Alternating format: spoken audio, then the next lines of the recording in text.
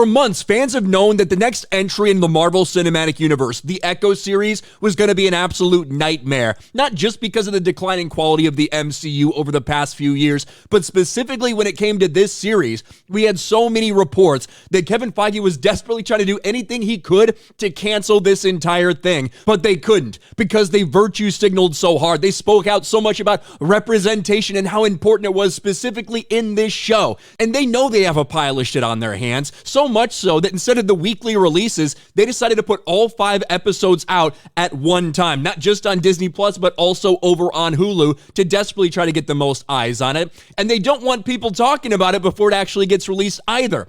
The review embargo for Echo will be lifted at the same time of the show's release, which will be 9 p.m. Eastern on January 9th.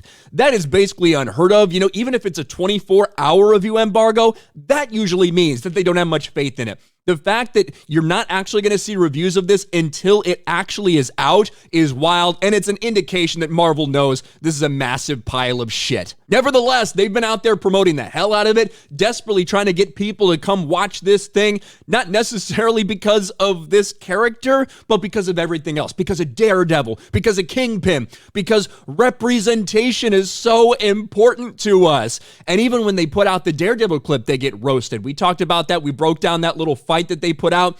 It looked embarrassingly bad and completely inept. And now as so many fans are out there saying the same thing, that this show is literally, the literal reason it was made is because Echo is Native American, female, is an amputee, and of course is deaf. It's a checkbox show. That's why they greenlit this thing. That's why they were unable to cancel it. And we're starting to have a little bit of pushback from some members of the cast. Disparu clipped these out from some cast interviews. Holy shit.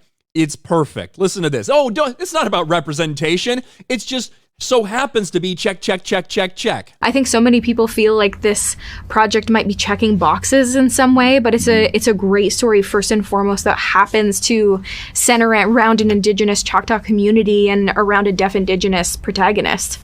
Who also happens to be an amputee, by the way. You know, so many people think it's just checking boxes, but really, it's about a great story and checkbox, checkbox, checkbox, checkbox, checkbox. That's what's happening right now.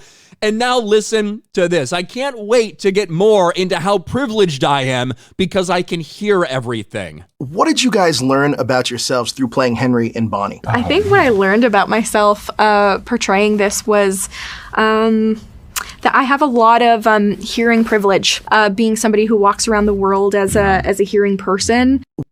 I have so much hearing privilege. I can't wait. This is what they told us from the beginning, right? Echo executive producer Sidney Freeland touts representation was extremely important to the series, reveals characters' background and powers are completely changed. Because why, you ask? Well, they didn't want to follow the comics. Instead, they wanted to lean all into representation and identity politics when it comes to Echo's Native American ancestry.